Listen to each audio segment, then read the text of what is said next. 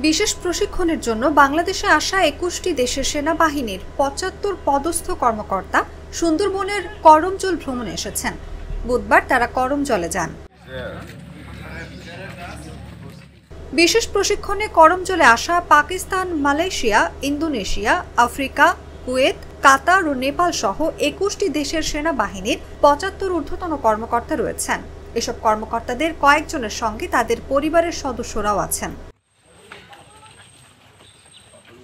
তিনি আরও বলেন, defence services command and staff কলেজের প্রশিক্ষণার্থী কর্মকর্তা ও তাদের পরিবার সহ মোট ৮৫ সদস্য বিশিষ্ট একটি উচ্চ পর্যায়ের দল বিশেষ প্রশিক্ষণ সফরে করমজল ভ্রমণ করছেন।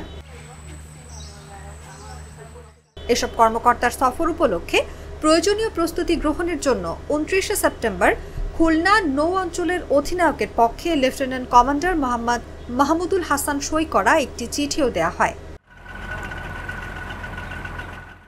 ওই চিঠিতে সফরে আসা বিদেশি সেনাবাহিনীর কর্মকর্তাদের নিরাপত্তা নিশ্চিতকরণ, দর্শনীয় স্থানসমূহ প্রদর্শন ও ইংরেজি ভাষায় ধারাভাষ্য, জরুরি প্রয়োজনে চিকিৎসা সেবা প্রদানের জন্য রুমের ব্যবস্থাকরণ, প্রক্ষালন ও তৎসংলগ্ন এলাকা পরিষ্কার পরিচ্ছন্নতা নিশ্চিত করতে বলা হয়।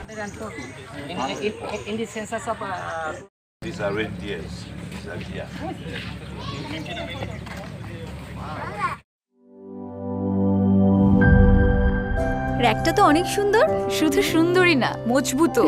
আরে ভাবি, আরএফএল র‍্যাক হচ্ছে একদম হাজবেন্ডের মতন। সুন্দর আর মজবুত না হলে কি এতদিন থেকে? ইতালিয়ান প্রযুক্তির ভার্জিন হোমো এবং কোপলিমারের ব্যালেন্স মিক্সিং এ তৈরি হয় আরএফএল র‍্যাক। আর UV stabilised colour master batch RFL র‍্যাককে রাখে দীর্ঘদিন উজ্জ্বল। আরএফএল র‍্যাক, গুছিয়ে রাখুন আপনার ঘর।